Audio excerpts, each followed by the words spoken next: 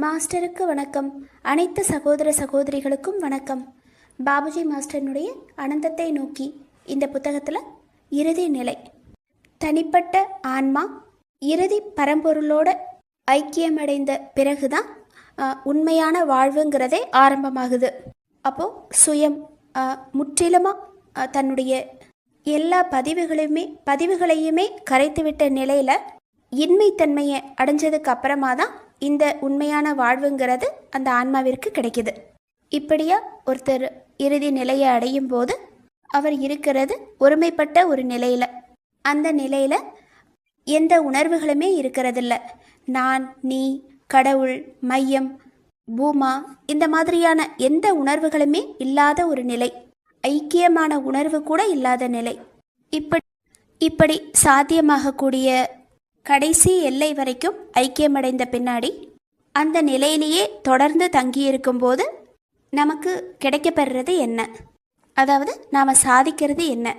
இந்த கேள்வியை மாஸ்டர் கேட்டுட்டு அதற்கான பதிலையும் மாஸ்டரே சொல்கிறாங்க. மையத்திற்கு கீழே உற்பத்தியாகக்கூடிய சக்திகள் எல்லாமே நமக்கு வந்து சேருது. மையம் அப்படிங்கிறது தான் ஆதி நிலை. அங்கிருந்து தான் இந்த பிரபஞ்சம், படைப்புகள் இது எல்லாமே உருவாச்சு. அப்போது அந்த மையத்திற்கு கீழே தான் சக்திகள் எல்லாமே உற்பத்தியாகுது.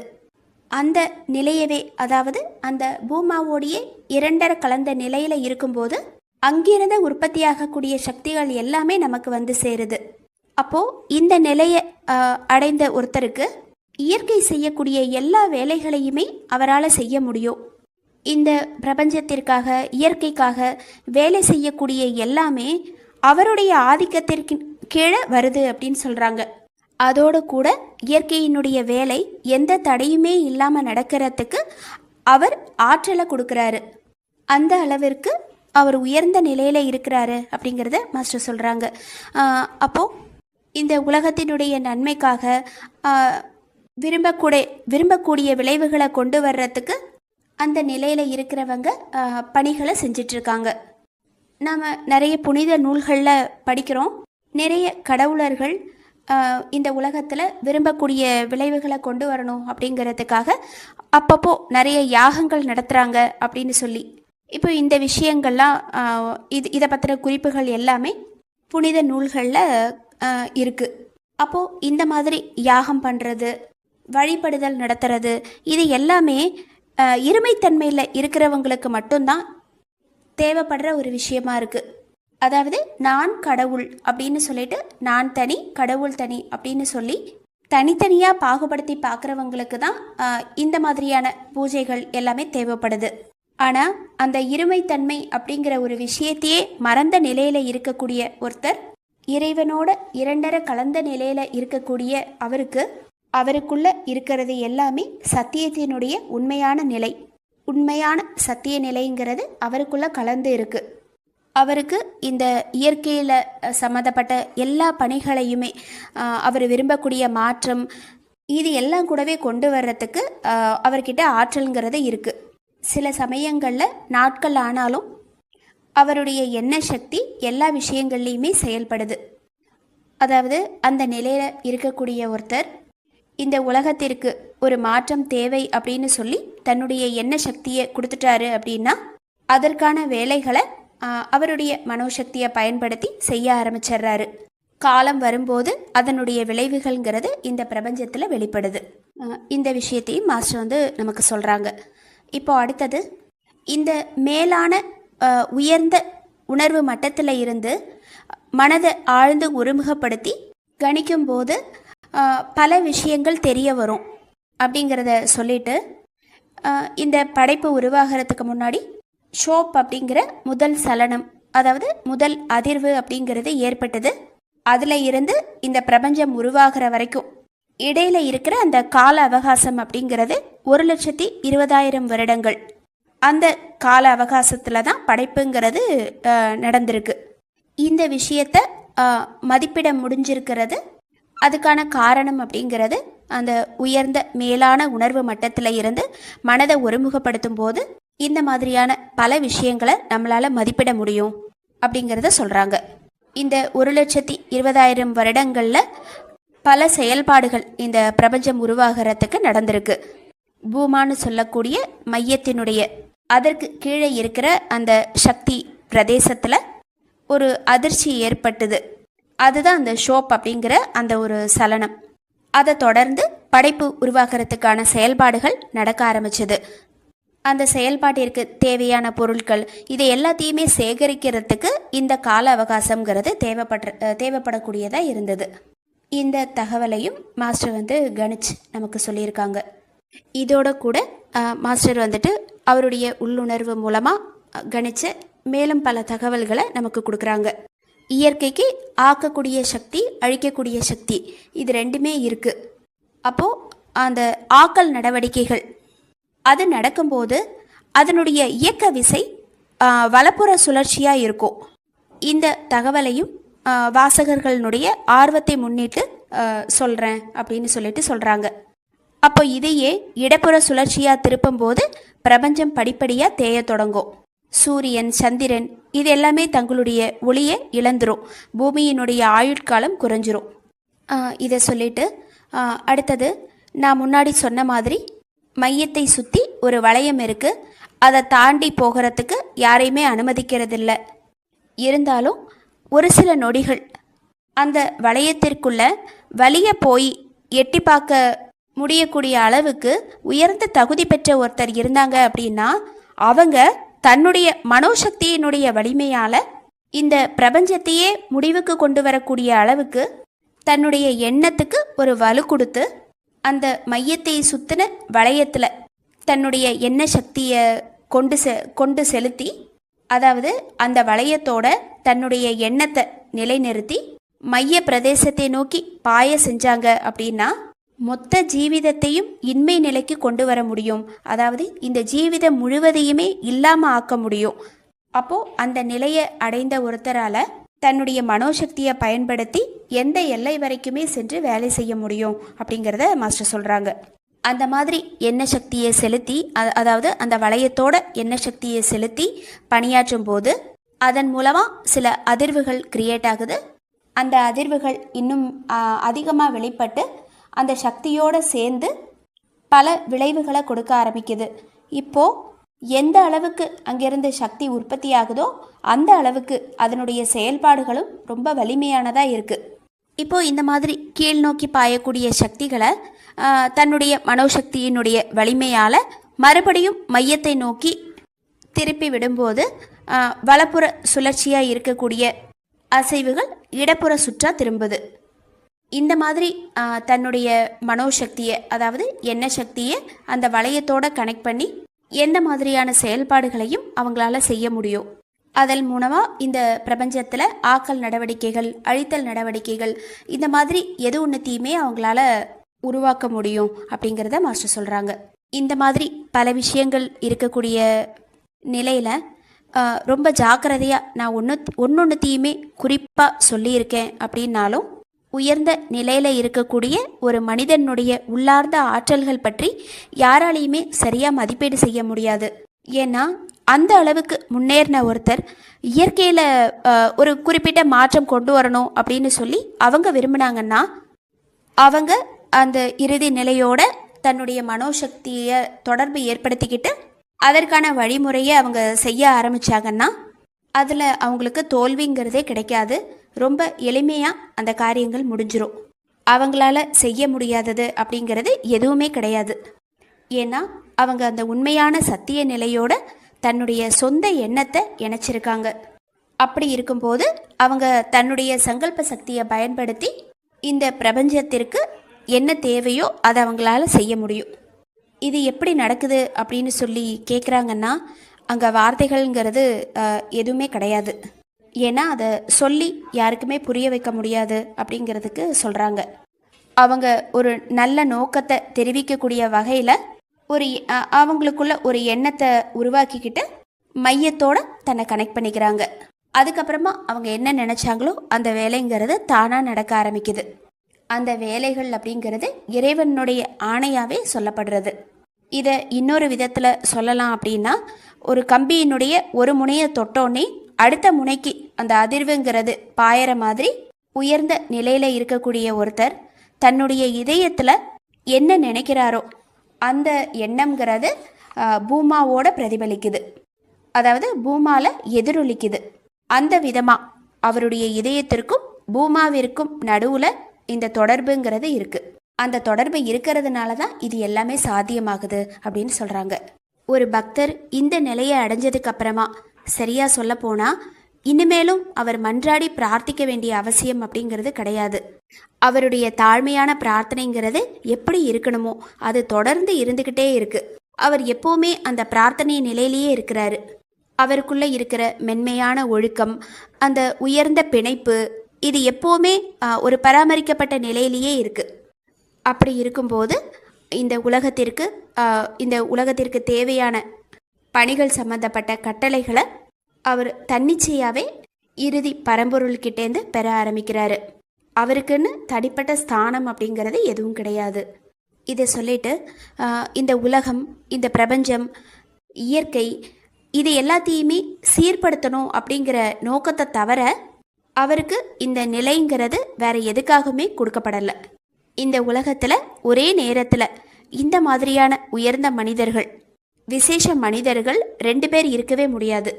பிரபஞ்சம் முழுவதற்கும் ஒரு நேரத்தில் விசேஷ மகாபுருஷர் அப்படிங்கிறவர் ஒருத்தர் மட்டும்தான் இருக்க முடியும். அது கூட இயற்கைக்கு தேவைப்படும் போது மட்டும்தான் அந்த விசேஷ மகாபுருஷர் கீழே இறங்கி வராரு. அப்போது அந்த நேரத்தில் மட்டும்தான் அவர் தன்னுடைய சக்திகளை வெளிப்படுத்துகிறாரு. இதை எல்லாத்தையும் மாஸ்டர் நமக்கு சொல்லிட்டு, நான் இப்போது ஞானத்தினுடைய பல நிலைகளை, அதாவது ஞானம் அப்படிங்கிறது ஓரொரு கட்டத்திலையும் நமக்கு கிடைக்கக்கூடிய அனுபவத்தின் மூலமான அறிவு, அதனுடைய பல நிலைகளை நான் கடைசி வரைக்கும் விளக்கி சொல்லிட்டேன். ஆரம்பத்தில் இருந்து முதல் முடிச்சில் இருந்து ஆரம்பித்து இறைவனோட இரண்டரை கலக்கிற நிலை வரைக்கும், அதுக்கு அப்புறமும் அவங்களுக்கு என்ன மாதிரியான ஒரு தகுதிகள், ஆற்றல்கள், இது எல்லாமே இருக்குது. இதை எல்லாத்த பற்றியுமே விளக்கி சொல்லிட்டேன். இன்னும் சரியாக விளக்கி சொல்லணும்னு நான் முயற்சி பண்ணினேன்னா அதுக்கு ஞானம்ங்கிற வார்த்தை கூட போதுமானதாக இருக்காது. ஏன்னா உணர்ந்தறியக்கூடிய திறனுக்கும் அப்பாற்பட்ட ஒரு விஷயம். உண்மையிலேயே ஆர்வம் இருக்கிறவங்க இந்த நிலை வரைக்கும் வர்றதுக்கு முயற்சி பண்ணட்டும். இதுக்கு அப்புறமும் ஏதாவது இருக்கலாம், ஆனால் அதை பற்றி வருங்காலத்தில் இருக்கிறவங்களுக்கு தெரிவிக்கப்படலாம். இப்போது நிகழ்காலத்தில் இருக்கிறவங்க இதுவரைக்கும் சிந்தனை பண்ணுங்க அப்படின்னு சொல்லிட்டு இந்த இறுதி நிலை அப்படிங்கிற அத்தியாயத்தை மாஸ்டர் முடிச்சிருக்காங்க. அனந்தத்தை நோக்கி இந்த புத்தகத்தில் பாபுஜி மாஸ்டர் இறுதி நிலை அப்படிங்கிற இந்த பகுதியில் என்ன சொல்லியிருக்காங்க அப்படின்னா, மைய மண்டலத்திற்குள்ளே நுழைஞ்சு இறுதி நிலையை நோக்கிய அந்த பயணம் நாம் மேற்கொள்ளும் போது அந்த பயணத்தில் நாம் போகிறது அறிவினுடைய துணை இல்லாமல், அதாவது அறிவின்மை தன்மையில், ஞானமின்மை, அதாவது அறியாமை நிலையில், ஒத்தத்தன்மை, அருகாமை, இந்த மாதிரியான கட்டங்கள் எல்லாமே முடிவுற்ற நிலையில், ரொம்ப இலகுவான ஒரு நிலையில் ஒன்றுக்கு பின்னாடி ஒன்றா மயிர்கற்கள் எல்லாத்தையுமே தாண்டி அப்படியே நீந்தின நிலையில் அமைதியாக எந்த செயல்பாடுகளுமே இல்லாமல் நாம் போகிறோம் அப்படின்னு சொல்கிறாங்க. அப்போது இந்த பயணத்தில் எண்ணற்ற சிற்றலைகள், மடிப்புகள், சுருக்கங்கள், இதை எல்லாத்தையுமே நாம் சந்தித்தாலும் இந்த பயணம் அப்படிங்கிறது அமைதியாக நீந்தின நிலையில் இலகுவாக இருக்குது அப்படின்னு சொல்கிறாங்க. அந்த இறுதி நிலை அப்படின்னு சொல்லப்படுறது கடவுள், மையம், பூமா, இறுதி பரம்பொருள், பரிபூரணத்துவம், ஒளியும் இருளும் அல்லாத தம் என்ற நிலை, உண்மையான அத்வைதத்தினுடைய மண்டலம், அதாவது முழுமையான அறியாமை நிலை காணப்படுறது. இந்த மாதிரி பலவிதமாக சொல்லப்படுறது தான் இந்த இறுதி நிலை அப்படிங்கிறது. அப்போது அந்த நிலையில் போய் நாம் இரண்டரை கலக்கும்போது நமக்கு ஏற்படுறது ஒருமைப்பட்ட ஒரு நிலை. நான், நீ, இது ரெண்டுமே ஒன்றான ஒரு நிலை. அந்த மாதிரி ஐக்கியமான உணர்வு கூட அங்கே இருக்கிறதில்ல. எந்த உணர்வுகளுமே இல்லாத நிலைங்கிறது அங்கே காணப்படுறது. இப்போது மைய மண்டலத்திலேருந்து ஆரம்பித்து, அதாவது இதய மண்டலம், மனமண்டலம், இதை எல்லாத்தையுமே கடந்து அந்த நிலையில் மைய மண்டலத்திற்குள்ளே நுழைஞ்சு இறுதி நிலையை நோக்கி நாம் போகிற இந்த பயணத்தில் மைய மண்டலத்தில் இருக்கக்கூடிய 7 ஒளிவட்டங்கள் அதை பற்றி சொல்கிறாங்க. அப்போது அதையும் கடந்து நாம் போகிறோம். இந்த 7 ஒளிவட்டங்கள் அப்படின்னு சொல்லப்படுறது மையத்தை சுற்றி ஒரு வளையம் இருக்குது. அந்த மைய வளையத்திலிருந்து உற்பத்தியாகக்கூடிய சக்தியினுடைய ஒன்று திரட்டப்பட்ட சாரம் அப்படின்னு சொல்கிறாங்க. அதாவது அங்கிருந்து வெளிப்புறமாக பரவக்கூடிய சக்தி அலைகள். இந்த ஒளிவட்டங்கள்னு சொல்லப்படக்கூடிய சக்தி அலைகளில் நமக்கு ஏற்பட்ட முழுமையான பணிவினுடைய காரணமாக இலகுவான நிலையில் மென்மையான பயணம் அப்படிங்கிறது நடக்குது. இந்த ஒளிவட்டங்களில் ஏற்படக்கூடிய நம்மளுடைய பயணத்தை, அதாவது இந்த பயணத்தில் நமக்கு ஏற்படக்கூடிய உணர்வுகளை மாஸ்டர் என்ன சொல்கிறாங்கன்னா, நீண்ட பயணம் செஞ்சிட்ருக்கிற ஒருத்தர் தன்னுடைய அலுப்பை மறக்கிறதுக்காக ஒரு நிலைக்கு வர்றது மாதிரி நமக்கு இங்கே ஒரு இலகுவான தன்மைங்கிறது காணப்படுறது அப்படின்னு சொல்கிறாங்க. இப்போ அடுத்தது இந்த 7 ஒளிவட்டங்கள் உற்பத்தியாகக்கூடிய இடமான மையத்தை சுற்றி இருக்கிற வளையம். அந்த வளையத்தை பற்றி சொல்லும்போது, இயற்கையினுடைய சகல ஆற்றல்களும் உற்பத்தியாகக்கூடிய இடம். இந்த இடம்ங்கிறது மனித அணுகுதலினுடைய இறுதி வரம்பு அப்படின்னு சொல்லிட்டு இந்த வளையத்திற்குள்ள தியானிக்கிறதுங்கிறது சாதாரண விஷயம் கிடையாது. அதுக்கு யாருக்குமே இங்கே அனுமதி கொடுக்கப்படலை. அதாவது மாஸ்டர்னுடைய அனுமதி இல்லாமல் இந்த நிலை வரைக்கும் வர்றதோ இதில் தியானிக்கிறது அப்படிங்கிறதோ கொஞ்சம் கூட சாத்தியமில்லாத விஷயம் அப்படின்னு சொல்லிட்டு, ஆன்மீகத்தில் உயர்ந்த நிலை தகுதியை அடைஞ்சு, அதாவது இறைவனோட இரண்டரை கலந்த நிலையில் இருக்கக்கூடிய ஒரு மகான் சில நொடிகள் இந்த வளையத்திற்குள்ளே போகும்போது அவங்களால செய்ய முடியறது என்னன்னு சொல்கிறாங்கன்னா, அப்பேற்பட்ட உயர்ந்த தகுதியுடைய அந்த மகான் தன்னுடைய மனோசக்தியை கொண்டு இந்த வளையத்தோட அவருடைய எண்ண சக்தியை இணைச்சு மைய பிரதேசத்தை நோக்கி பாய செஞ்சாங்க அப்படின்னா, இந்த ஒட்டுமொத்த ஜீவிதமும் ஒன்றுமில்லாத நிலையை, அதாவது இன்மை நிலையை அடைஞ்சிரும். அதாவது எதுவுமே இல்லாமல் போயிடும், அழிவுங்கிறது ஏற்பட்டுரும் அப்படின்னு சொல்கிறாங்க. அந்த மாதிரி தன்னுடைய மனோசக்தியை வளையத்தோடு இணைச்சி மைய பிரதேசத்தை நோக்கி அவங்க அந்த சக்தியை பாய செய்யும்போது அந்த மைய சக்தியில் அதிர்வுகள் ஏற்படுது. அந்த அதிர்வுகள் கொஞ்சம் கொஞ்சமாக விரிவடைஞ்சு சக்தி, அதிர்வுகள் இது எல்லாமே கீழ்நோக்கி திரும்பி எந்த அளவு சக்தி உற்பத்தி ஆகுதோ அந்த அளவு அந்த செயல்பாடுகள் வலிமை பெற்று மொத்த ஜீவிதமும் ஒன்றுமே இல்லாமல் போயிடுது. அதே நேரத்தில் கீழ்நோக்கி செல்லக்கூடிய அந்த சக்திகளை மேல் நோக்கி திருப்பும்போது அதே மாதிரி அவங்களுடைய மனோசக்தியால் மையத்தை நோக்கி திருப்பும்போது வலப்புற சுழற்சிங்கிறது இடப்புற சுழற்சியாக மாற்றப்பட்டு வேறு விதமான பலன்கள் அப்படிங்கிறது கிடைக்கப்பெறுது. இந்த மாதிரி உயர்ந்த தகுதி பெற்ற நிலையில் இருக்கிறவங்க அவங்களால எந்த ஒரு விஷயத்தையுமே செய்ய முடியும். ஆனால் இது எல்லாமே அவங்க உலகத்தினுடைய நன்மைக்காக மட்டுமே செஞ்சிட்ருக்காங்க அப்படிங்கிறதையும் மாஸ்டர் சொல்கிறாங்க. இப்போது அடுத்தது 7 வளையங்களுக்கு அப்பால் கொண்டு வரக்கூடிய ஒரு சங்கல்ப சக்தியாக சொல்லப்படுற விசேஷ மனோசக்தி, அதாவது ஸ்பெஷல் வில். இந்த நிலையை பிரம்மகதி நிலை, அதாவது பிரம்ம நிலை அப்படின்னு சொல்கிறாங்க. இந்த விசேஷ மனோசக்தி அப்படிங்கிறது ஆன்மீகத்தினுடைய இன்னொரு அம்சமாக சொல்லப்படுறது. இது ஒரு முக்கிய அம்சம். இது இருக்கிறவங்க அந்த விசேஷ மனோசக்தியை உலகத்தினுடைய நன்மைக்காக மட்டுமே பயன்படுத்துகிறாங்க. இது சந்தேகம், அவநம்பிக்கை இது எதையுமே அனுமதிக்காத ஒன்று, எந்த எதிர்மறைகளையுமே இல்லாத ஒன்று. அதாவது இந்த பிரம்மகதி நிலையில் இருக்கிறவங்க அவங்க என்ன சொன்னாலும் அது அப்படியே நடந்துரும் அப்படின்னு சொல்கிறாங்க. அங்கே எந்த விதமான சந்தேகமோ இல்லை இது நடக்குமா நடக்காதா அந்த மாதிரியான ஒரு முரண்பாடுகளோ எதுவுமே இருக்கிறதில்ல. அவங்க இந்த சக்தியை ஆன்மீக மேம்பாட்டிற்காக மட்டுமே பயன்படுத்துகிறாங்க. இவங்க நினச்சாங்கன்னா அவங்களுடைய எண்ண சக்தியை கொண்டு நட்சத்திரங்கள், கோள்கள் இதனுடைய இயக்கத்தை கூட நிறுத்த முடியும். ஆன்மீகத்தினுடைய முன்னேற்றத்திற்காக உயர்ந்த மட்டத்திலிருந்து செலுத்தப்படுறது தான் இந்த விசேஷ மனோசக்தி. இதனுடைய விளைவுங்கிறது எந்த சந்தேகமுமே இல்லாமல் நிச்சயமாக நடக்கும். ஆன்மீகத்தினுடைய ஆரம்பத்தில் இந்த ஸ்பெஷல் வில் இருக்கிறது அவங்களுக்குள்ள அந்த சுய வட்டத்தில் மட்டுமே செயல்படுறது. ஆனால் உயர்ந்த மட்டத்தில் இருக்கும்போது உலகத்தினுடைய நன்மைக்காகவும் ஆன்மீக பயன்பாட்டிற்காகவும் பயன்படுத்தப்படுறது. இப்போ அடுத்தது முதல் முடிச்சினுடைய மையத்தில் இருக்கக்கூடிய ஒரு சிறு புள்ளி அல்லது நுண்மணி, அதை பற்றி சொல்கிறாங்க. அந்த சிறிய புள்ளி, அதாவது நுண்மணியை சுற்றி ஒரு வளையம் ஒன்று இருக்குது. இதை சயின்ஸில் நியூக்ளியஸோட கம்பேர் பண்ணி சொல்கிறாங்க. மையத்தை சுற்றி இருக்கிற வளையத்துக்குள்ளே போகிறதுங்கிறது சாத்தியமில்லாத ஒரு விஷயம். ஆனால் இந்த வளையத்திற்குள்ள ஒத்தத்தன்மை ஐக்கியம் அடையிறது இது எல்லாமே சாத்தியப்படுறது தான் அப்படிங்கிறத சொல்லிட்டு இதற்குள்ள ஐக்கியப்படுத்திக்கும் போது சொந்த எல்லைக்குள்ள அழிக்கக்கூடிய திறன் கொண்டதாக ஆகுது. அதாவது அதற்காக இதை பயன்படுத்திக்கிறாங்க அப்படின்னு சொல்கிறாங்க. உலகாதாய பொருட்களில் ஆக்கல் அழித்தல் இந்த மாதிரியான விஷயங்களுக்கு. இதுக்கு உதாரணமாக ஹனுமனால் இலங்கை எரிக்கப்பட்ட அந்த ஒரு விஷயத்த சொல்கிறாங்க. இந்து மகா சமுத்திரத்தில் இருந்து ஒரு வாயுவை கொண்டு வர்றதுக்கு பயன்படுத்தப்பட்ட சக்தி இது.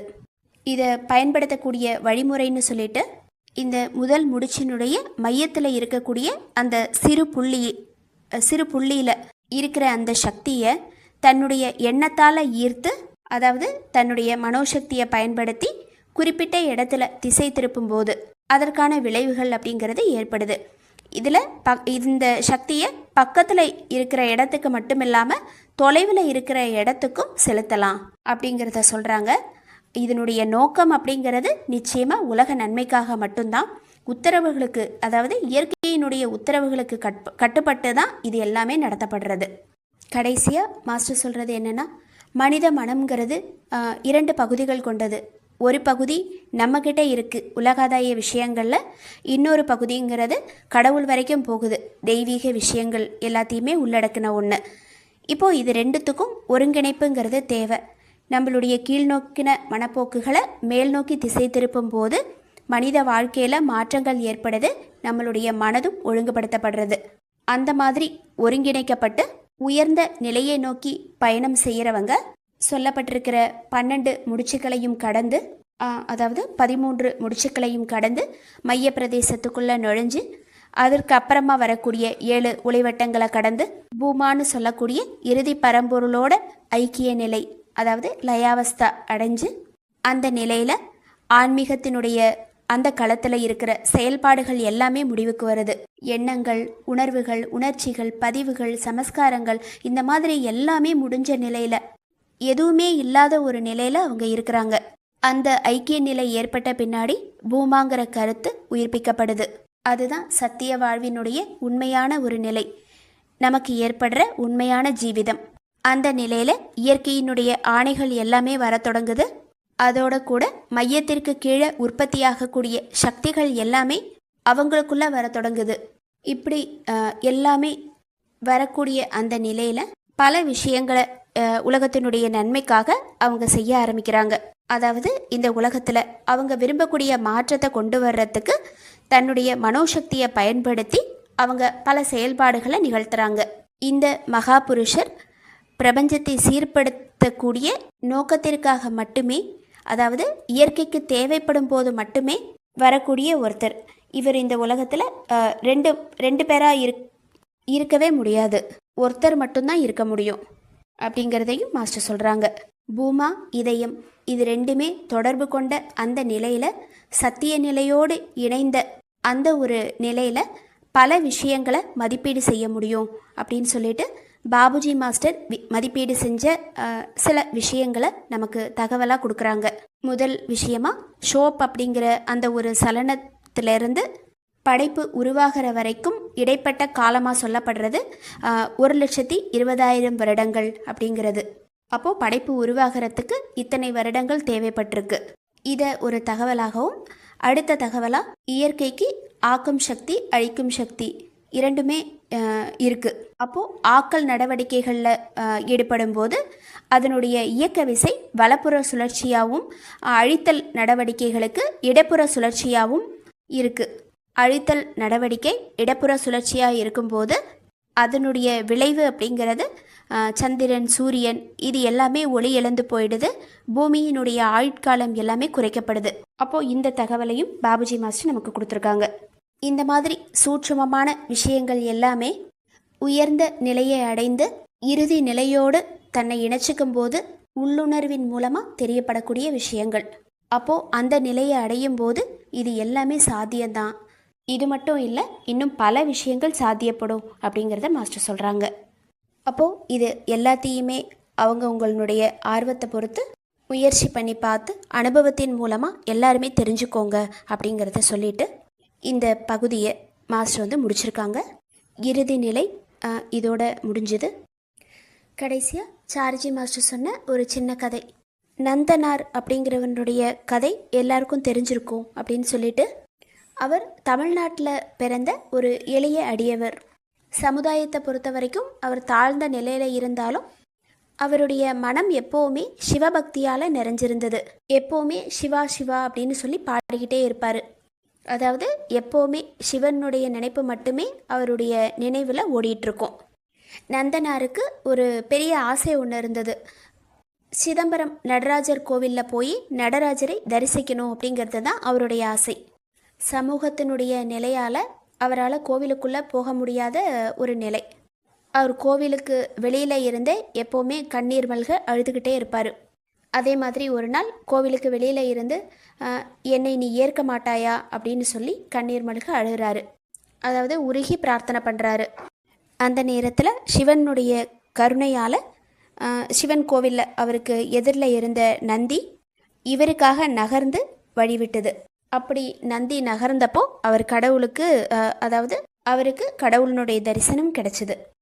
இந்த கதையை மாஸ்டர் நமக்கு சொல்லிட்டு, நமக்கு உண்மையான ஏக்கம் இருந்ததுன்னா நம்மளையும் இறைவனையும் தடுக்கக்கூடிய ஒரு சக்திங்கிறது எதுக்குமே கிடையாது. கிருஷ்ணர் ஒரு முறை ரிஷிகளோடு வந்து சாப்பிட்றதா அவங்களுக்கு வாக்குறுதி கொடுக்குறாரு. அதே மாதிரி அன்னைக்கு நாள் நைட்டு கிருஷ்ணர் காட்டுப்பன்றி மாதிரி ரிஷிகளினுடைய அறைக்குள்ளே நுழையிறாரு. அந்த நேரத்தில் ஒரு அசுத்தமான மிருகம் உள்ளே நுழைஞ்சிருச்சு அப்படின்னு சொல்லி அவங்க எல்லாருமே அந்த பன்றியை விரட்டுறாங்க. ஒரு தடியை வச்சு அவங்க வந்து அதை அடிக்கும்போது அந்த ரிஷிகள் மேலேயே அந்த அடி விழுது. அப்போ அந்த நேரத்தில் வந்தது கடவுள் தான் அப்படின்னு சொல்லி அவங்க புரிஞ்சுக்கிறாங்க. அப்போது எப்போவுமே கடவுளை வழிபட்டுக்கிட்டே இருக்கேன்னு சொல்கிற அந்த ரிஷிகளால் கூட கடவுள் வந்திருக்கிறத உணர முடியல. அதற்கு காரணம் என்ன? நமக்குள்ளே இருக்கிற முன்கணிப்பு. இதை சொல்லிட்டு நம்மளுடைய அன்பினால் கூட மாஸ்டர் இப்படி இருக்கணும், அப்படி இருக்கணும், இப்படி தோற்றமளிக்கணும், இந்த மாதிரியான எந்த எல்லைகளையுமே நமக்குள்ளே வகுத்துக்கக்கூடாது. அவரை உணர்வு பூர்வமாக நேசித்து அவர் கூட இதயத்தினுடைய வழியில் சரணடையணும் அப்படின்னு சொல்கிறாங்க. அதுக்கு ஸ்தித பிரஜன் அப்படின்னு சொல்லக்கூடிய நிலை மாறாத மனமுடையவன், அந்த மாதிரி ஒரு நிலையில் நாம் எப்போவுமே இருக்கணும் அப்படின்னு சொல்கிறாங்க. ஸ்தித பிரக்ஞாக்கா பாஷா, இது பகவத்கீதையில் சொல்லப்பட்டிருக்கிற புகழ்பெற்ற வாக்கியம். ஒரு ஸ்தித பிரஜன் எப்படியெல்லாம் நடக்கிறான், எப்படியெல்லாம் அவன் தன்னை வெளிப்படுத்திக்கிறான், இது எல்லாமே அதில் சொல்லப்பட்டிருக்கு. அப்போது எந்த சூழ்நிலையிலையும் எந்த நேரத்துலையும் ஒரே மாதிரியான மனநிலையில் இருக்கிறதுக்கு நாம் பழகிக்கணும் அப்படிங்கிறத மாஸ்டர் சொல்கிறாங்க. இந்த அனந்தத்தை நோக்கி இந்த புத்தகத்தில் 13 முடிச்சுக்களினுடைய விவரங்கள், இறுதி நிலை பற்றிய விவரங்கள், இது எல்லாத்தினுடைய தன்மைகள், உணர்வுகள், இது எல்லாத்த பற்றியுமே கொடுத்துருக்காங்க. இதை பற்றி தாஜி மாஸ்டர் என்ன சொல்கிறாங்கன்னா, இது எல்லாமே நீங்கள் அதை அனுபவித்து உணராத வரைக்கும் மதிப்பில்லாத விஷயங்கள் தான். இதை தயவு செஞ்சு புரிஞ்சுக்கோங்க. ஒரு இடத்துல இருந்து இன்னொரு இடத்துக்கு போகிறதுக்கு ஒரு வரைபடத்தை வாங்கி வச்சுக்கிறோம் அப்படின்னா அது நாம் பயணம் பண்ணுறதுக்கு ஈடான விஷயம் கிடையாது. ஒரு வரைபடத்தை நம்ம எதுக்காக வாங்குகிறோம்? பயணத்தினுடைய விவரப்பட்டியலை தெரிஞ்சுக்கிறதுக்காக. அதுக்கேற்ற மாதிரி நாம் நம்மளை தயார்படுத்திப்போம். அதன் மூலமாக நாம் எந்த திசையில் போகணும், விமானத்தை எப்படி பிடிக்கிறது, இல்லை ரயிலை எப்படி பிடிக்கிறது, இந்த மாதிரியான விஷயங்கள் எல்லாத்தையுமே தெரிஞ்சுக்கிட்டு அதுக்கு ஏற்ற மாதிரி போகிறதுக்கு நாம் தயாராகும். அதோட கூட என்ன மாதிரி உடைகள் போட்டுக்கணும், என்ன மாதிரி உணவு வாங்கணும், இந்த விஷயங்கள் எல்லாத்தையுமே நம்ம தீர்மானிக்கிறோம். ஒரு ஊர்லேருந்து இன்னொரு ஊருக்கு போகிறதுக்கே இவ்வளோ விஷயங்களினுடைய கணிப்புகள்ங்கிறது தேவைப்படுது. அப்படி இருக்கும்போது ஆன்மீக பயணம்ங்கிறது நம்மளுடைய உள்முகமான பயணம். அதுக்கு நாம் எப்படி தயாராகிறோம்? நம்மளுடைய வாழ்க்கை முறையில் நமக்கு என்ன தேவைப்படுது அப்படிங்கிறத தீர்மானிக்கிறதின் மூலமாக, அதாவது என்ன விதமான குணநலன்கள், மனப்பான்மைகள், நடத்தைகள், இதை எல்லாத்தையும் நாம் வளர்த்துக்கும் போது நம்மளுடைய இறுதி லட்சியத்தை அடையிறதுக்கு நமக்கு உதவியாக இருக்கும். இதை எல்லாத்தையுமே தீர்மானிக்கிறதின் மூலமாக, இதையெல்லாம் தான் நம்மளை அந்த உள்முகமான பயணத்துக்கு தயாராக்குது. அப்போது அதை எல்லாத்தையுமே நாம் சரிப்படுத்திக்கணும் அப்படின்னு சொல்கிறாங்க. அது மட்டும் இல்லாமல் இந்த பயணத்தை ஏற்கனவே வெற்றிகரமாக முடித்து அந்த பாதை எல்லாத்தையுமே தெரிஞ்சு வச்சிட்ருக்கிற ஒரு குருவை கண்டுபிடிக்கிறது அப்படிங்கிறது இங்கே முக்கியமான விஷயம். நிறைய புண்ணிய ஸ்தலங்கள், புனித யாத்திரைகள், இது எல்லாத்தையுமே நாம் பண்ணுறோம். ஓரொரு புனித யாத்திரையும் எப்பெல்லாம் நாம் நேர்த்தியாக நமக்குள்ளேந்து செய்கிறோமோ அப்போ மட்டும்தான் அது உண்மையான யாத்திரையாகுது. வெறுமன பௌதீக செயல்பாடுகளாக இருக்கும்போது அங்கே எந்த பலனுமே உண்டாகிறதில்ல. அப்போது உள்ளுணர்வு மூலமாக இதயத்தோடு ஒன்றிணைஞ்சு உணர்வு பூர்வமாக ஒரு விஷயத்தை செய்யும்போது தான் அதுக்கான பலன்கிறது நமக்கு கிடைக்குது. அதை நம்மளால் உணரவும் முடியுது. அப்போது உள்ளிருந்து அந்த மாற்றங்கிறது நமக்கு கிடைக்கணும். அந்த மாற்றத்தை நாம் அடையணும். அதுக்கு நாம் என்ன பண்ணணும்? துயரமான, அதாவது ஒரு பரவசமூட்டக்கூடிய இந்த மாதிரி எந்த ஒரு சூழ்நிலை வந்தாலும் சரி, சந்தோஷமான சூழ்நிலையாக இருந்தாலும் சரி, துக்கமான சூழ்நிலையாக இருந்தாலும் சரி, எப்போவுமே நம்மளுடைய இதயத்தோடு மையப்படுத்திக்கிட்டு சாந்தமான சூழ்நிலையில் இருக்கிற அளவுக்கு, அதாவது அந்த சாந்தமான சூழ்நிலையில் எவ்வளவு நேரம் நாம் நீடிச்சு இருக்கோம், அந்த அளவுக்கு நாம் மாற்றம் அடைஞ்சிருக்கோமா, இந்த விஷயத்தை நமக்குள்ளேயே நாம் ஒரு கணிப்பிற்கு எடுத்துக்கலாம். இதை தான் பகவத்கீதையில் உயர்வாக சொல்லக்கூடிய ஸ்தித பிரக்ஞா அப்படிங்கிற அந்த ஒரு நிலை. இதுதான் நம்மளை நாம் எந்த அளவு மேம்படுத்திகிட்டு இருக்கோம் அப்படிங்கிறத தெரிஞ்சுக்கிறதுக்கான உண்மையான பரீட்சை. அப்போது சக்கரங்கள்னு சொல்லக்கூடிய மண்டலங்கள் வழியாக நாம் பயணிக்கும்போது நாம் எவ்வளவு தொலைவு அந்த ஒரு நிலையை நாம் அடைஞ்சிருக்கோம், எவ்வளவு தொலைவு அந்த பயணத்தில் நாம் வந்திருக்கோம், இதை தெரிஞ்சுக்கிறதுக்கான ஒரு சரியான அளவுகோல் அப்படின்னு சொல்லப்படுறது நம்மளுடைய உள்முக நிலை எந்த அளவுக்கு மாறாமல் இருக்குது, நிலை குலையாமல் இருக்குது, எல்லா சூழ்நிலைகள்லையுமே எந்த அளவுக்கு நம்மளால் மகிழ்ச்சியாக இருந்து எல்லாத்தையும் ஏற்றுக்க முடியுது, இதை வச்சு நாம் அதை மதிப்பீடு பண்ணிக்கலாம். மனிதர்கள் அப்படிங்கிற வகையில் ஜீவிதம் எல்லாத்துக்குமான மையத்தை நோக்கிய பயணத்தை அனுபவித்து உணர்றதுக்கான ஒரு பொன்னான வாய்ப்பை நாம் பெற்றிருக்கோம். அனந்தத்தை நோக்கி, அதாவது அந்த இறுதி நிலையை நோக்கி நாம் பீடு நடை போடும்போது இந்த ஒட்டுமொத்த பிரபஞ்சத்தையும் அதுக்கு அப்பால் இருக்கிற எல்லாத்தையுமே அரவணைக்கக்கூடிய அளவுக்கு நம்மளுடைய உணர்வுற நிலையை விரிவுபடுத்தக்கூடிய பாக்கியம்ங்கிறது நமக்கு அருளப்பட்டிருக்கு. குருவினுடைய துணையோட அந்த இறுதி நிலையை அடையிறதுங்கிறது சாத்தியமே அப்படிங்கிறத மாஸ்டர் சொல்கிறாங்க. மாஸ்டருக்கு நன்றி. அனைத்து சகோதர சகோதரிகளுக்கும் நன்றி.